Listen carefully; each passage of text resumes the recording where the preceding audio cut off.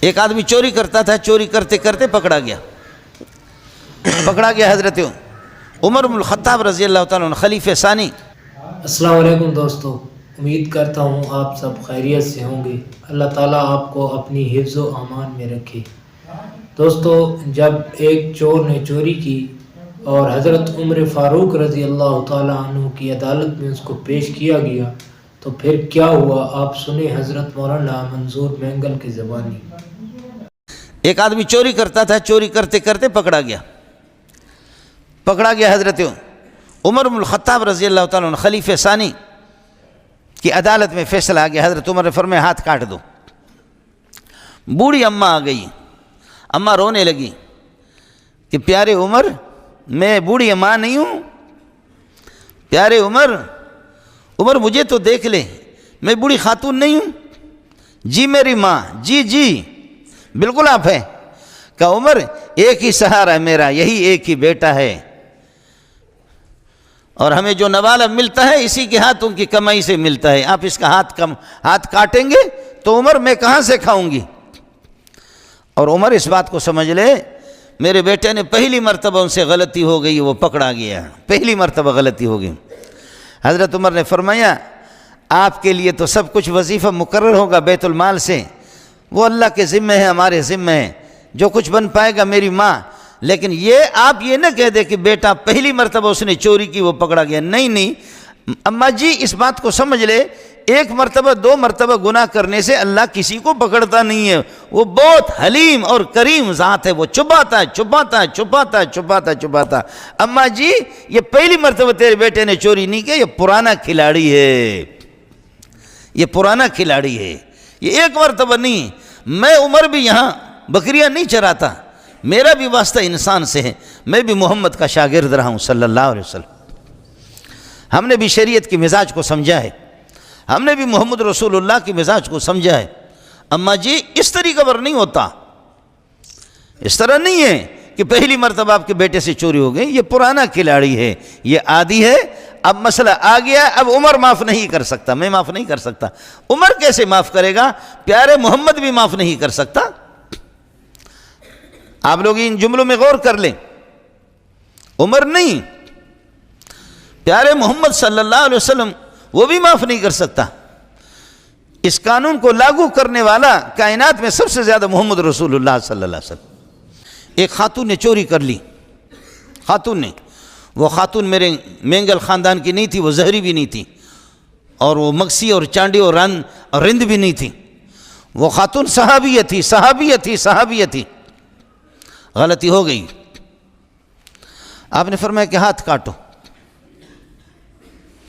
کچھ لوگوں نے سفارش کر دی، فرمایا نہیں، سفارش نہیں، لو سرقت فاطمة بنت محمد لقطعت يدها، لو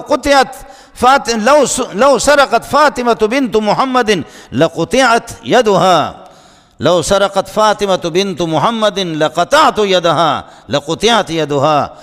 مسئلہ سمجھایا، کیا مسئلہ سمجھانا ہے؟ اس طرح استاد ہو تو ایسا استاد ہو۔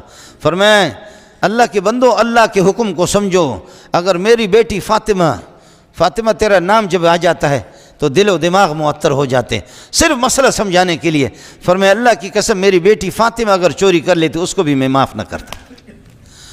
کیس جب میرے پاس آ جائے، میں محمد اللہ کے حکم کو نافذ نہیں کروں گا تو کون کرے گا؟ اللہ کا خلیفہ تو میں ہوں۔ عرض یہ کر رہا ہوں کہ اللہ کی گرفت سے کوئی باہر نہیں ہے۔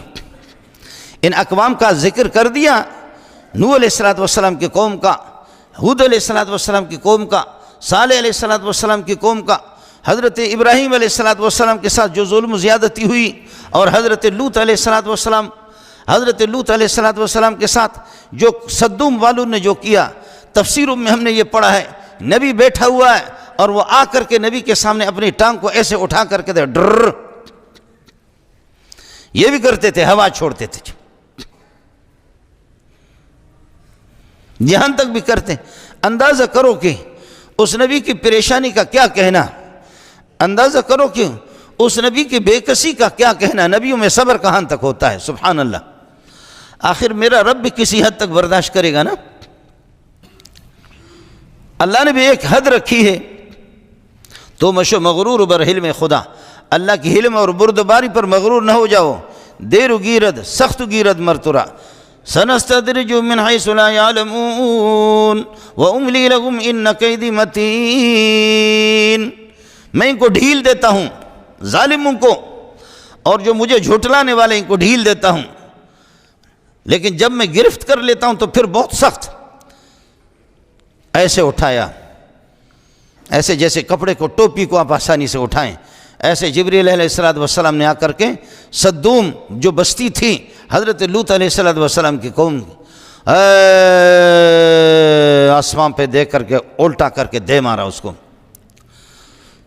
سعدی نے بڑی پیاری بات کہی، آن خداوند کی ہنگام سحر، آن خداوند کی ہنگام سحر، کرد قوم لوط را زیر و زبر. آن خداوند کی ہنگام سحر، کرد قوم لوط را زیر و زبر. وہ خدا جس نے سحری کے موقع پر لوط علیہ السلام کی قوم کو زیر و زبر کر دیا.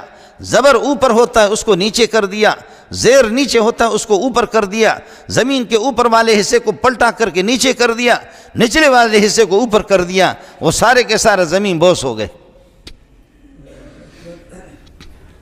کیا ہو گیا ہوں؟ اللہ کے لیے کوئی مشکل نہیں ہے. اس لیے میرے نبی نے اس مسئلے کو بھی سمجھایا. حضرت نے فرمایا ان اللہ لا یملی للظالم. ابو موسیٰ اشعری کی روایت ہے بخاری شریف کی، اللہ ظالم کو مہلت دیتا ہے حتی اذا اخذہ، لیکن جب اس کو پکڑ لیتا ہے اللہ تو لم یفلت ہو، پھر اس کو چھڑاتا نہیں، چھوڑتا نہیں اس کو، پھر اس سے کوئی چھڑانے والا ہوتا بھی نہیں ہے.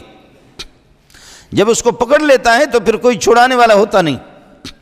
ظالم کسے باشد، ظالم کوئی بھی ہو، پھر اس ظالم کو جب میرے رب نے پکڑنے کے فیصلے کیے اور ظالم کو توبے کا موقع نہیں ملا، ظالم نے ہوش سے کام نہیں لیا، بصیرت سے کام نہیں لیا، اس ظالم کے لیے سفارش کرنے والا وہ بھی ٹھیک نہیں.